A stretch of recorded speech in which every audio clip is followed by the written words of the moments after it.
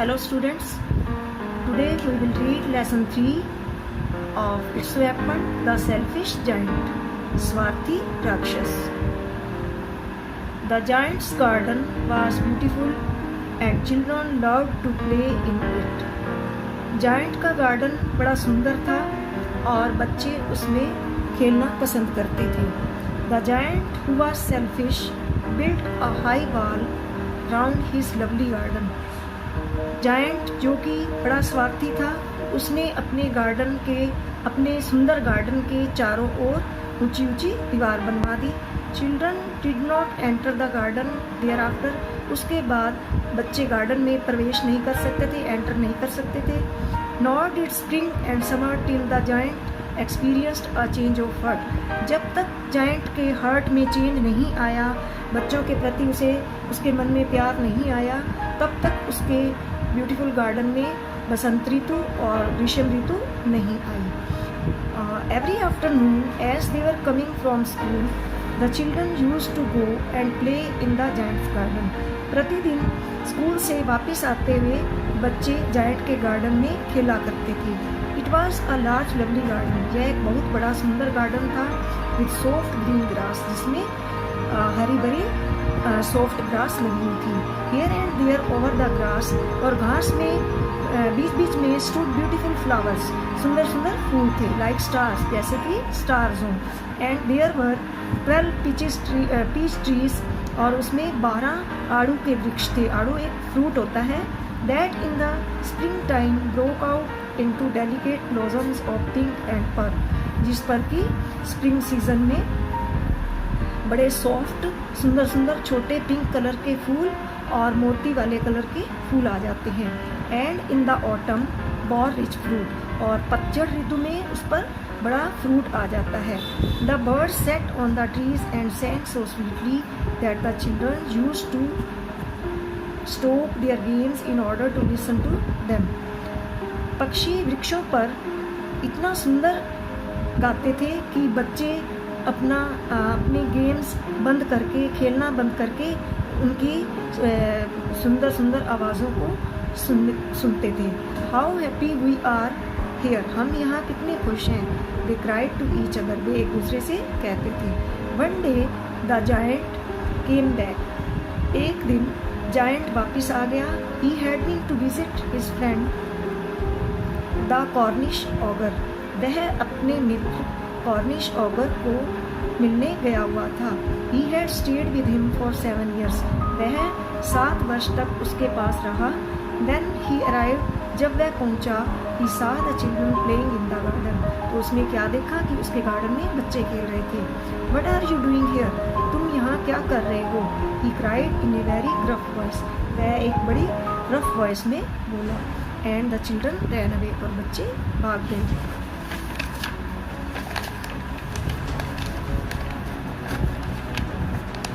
My own garden is my own garden. मेरा बाग केवल मेरा ही बाग है. said the giant. जायंट ने कहा. anyone can understand that. कोई इस चीज़ को समझ सकता है कि मेरा बाग केवल मेरा ही है. and I will allow nobody to play in it. और मैं किसी को भी इसमें खेलने की अनुमति नहीं देता. but myself, अपने आप को छोड़कर. so he built a high wall all round it. इसलिए उसने उस बाग के चारों ऊंची ऊंची दीवार बनवा दी. And put up a notice board, और एक नोटिस बोर्ड लगा दिया. क्या लिखा हुआ था नोटिस बोर्ड पे? Trace passers will be prosecuted. बिना परमिशन के कोई इसमें अगर एंटर करेगा तो उस पर कार्रवाई की जाएगी. He was a very selfish giant. वह बड़ा स्वार्थी जायंट था, स्वार्थी राक्षस था. The poor children had now nowhere to play. अब बच्चों के पास खेलने के लिए कोई जगह नहीं थी.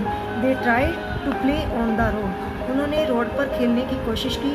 But the road was very dusty and full of hard stones and they did not like it. लेकिन रोड धूल मिट्टी वाली थी. डस्टी मीन्स धूल मिट्टी वाली थी, और वहाँ पर कठोर पत्थर थे. हार्ड स्टोन मीन्स कठोर पत्थर, और उन्हें वहाँ खेलना पसंद नहीं था.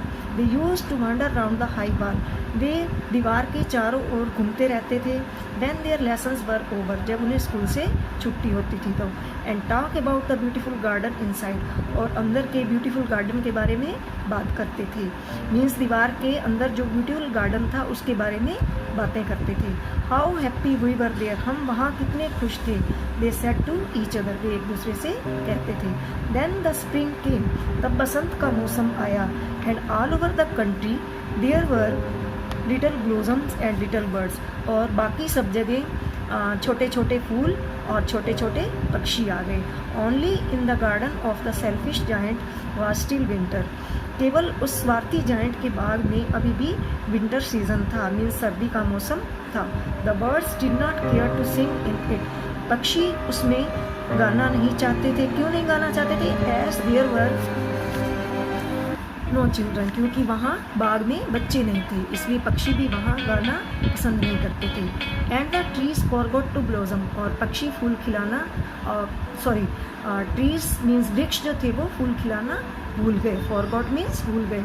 Once a beautiful flower put its head out from the grass, एक बार एक सुंदर फूल ने घास में से अपना सिर उठाया। But when it saw the notice board, लेकिन जब उसने नोटिस बोर्ड पर को देखा, it was so sorry for the children, तो उसे बच्चों के लिए बड़ा दुख लगा। बच्चों के लिए दुख लगा, इस बात का क्या मतलब है कि बच्चों की एंट्री बंद हो गई थी गार्डन में, इसलिए उसे इस चीज़ का बड़ा दुख लगा कि बच्चों को गार्डन में क्यों नहीं आने दिया जा रहा। That it slipped back into the ground, मतलब उसे इतना दुख लगा कि वह दोबारा से ग्राउंड में स्लिप कर गया, खिसक गया। And went off to sleep, और सो गया। The only people who were pleased were the snow and the frost, अब बाग में जो लोग खुश थे वो कौन कौन थे? स्नो एंड फ्रोस्ट, बर्फ और पाला या ओस कह सकते हो। Spring has forgotten this garden, बसंत ऋतु इस गार्डन को भूल गया है। फॉरगॉटन मीन्स भूल गया है। दे क्राइड, उन्होंने कहा। So we will live here all the year round, इसलिए अब हम यहाँ सारा साल रहेंगे, मतलब हम सारा साल अब इस गार्डन में ही रहेंगे। The snow covered up the grass with her great white cloth, बर्फ ने अपने सफ़ेद कपड़े से पूरी घास को ढक लिया। And the frost painted all the trees silver, और ओस ने सभी ट्रीज को सिल्वर कलर का बना दिया। Then they invited the north wind, तब उन्होंने नॉर्थ विंड को इन्वाइट किया, बुलाया। टू स्टे विद देम, कि वह भी उनके साथ रहे। एंड ही केम, और नॉर्थ विंड आ गया। ही वॉज रैप्ड इन फर्स, वह फर में लिपटा हुआ था। And he road all day about the garden, और वह गार्डन में सारा दिन दहाड़ता था। जब अब विंड है, हवा है, वो ज़ोर ज़ोर से चलेगी तो आवाज़ें होएंगी, मीन्स उसकी आवाज़ जो थी वो दहाड़ जैसी थी। And blue the chimney post down, और वो इतनी तेज़ी से चलता था नॉर्थ विंड की चिमनी पॉट्स जो थे वो लगभग सारे ही गिर गए। This is a delightful spot, यह एक बड़ा अच्छा स्थान है। डिलाइटफुल मीन्स प्रसन्न रखने वाला। ही सेड, उसने कहा, किसने कहा? नॉर्थ विंड ने। We must ask hail on a visit, हम हेल को भी बुलाते हैं। हेल क्या होता है? ओला। सो द हेल केम, तो इसलिए हेल भी आ गया। Every day for 3 hours he rattled on the roof of the castle till he broke most of the slates, प्रतिदिन 3-4 घंटे तक वो छत पर शोर मचाते थे, जब तक कि ज़्यादातर स्लेट्स जो थी छत की वो टूट नहीं गई। And then he ran round and round the garden as fast as he could go, और तब वह गार्डन के चारों ओर चक्कर लगाता था जितनी तेज़ी से वह लगा सकता था। As fast as he could go, जितनी तेज़ी से वह लगा सकता था। He was dressed in grey, उसने ग्रे कलर के कपड़े पहन रखे थे। And his breath was like ice, और उसकी सांस जो थी वो बर्फ़ जैसी थी। I can not understand why the spring is so late in coming, मुझे ये बात समझ नहीं आ रही कि बसंत ऋतु में आने में इतनी देर क्यों कर दी है।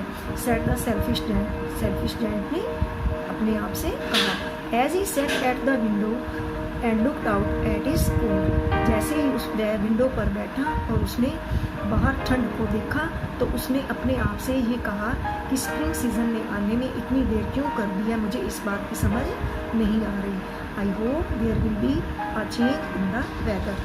और मुझे ऐसे लग रहा है जैसे कि मौसम में बदलाव आ गया है।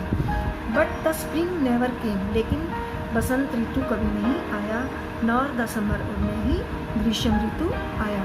The autumn gave golden fruit to every garden, पतझड़ ने सभी बागों को, सभी गार्डन्स को सुनहरी फ्रूट दे दिए। But to the giant's garden, लेकिन जायंट के गार्डन को शी गेव नन, उसने कुछ नहीं दिया। ही इज टू सेल्फिश, वह बड़ा स्वार्थी है, शी सेड, उसने कहा।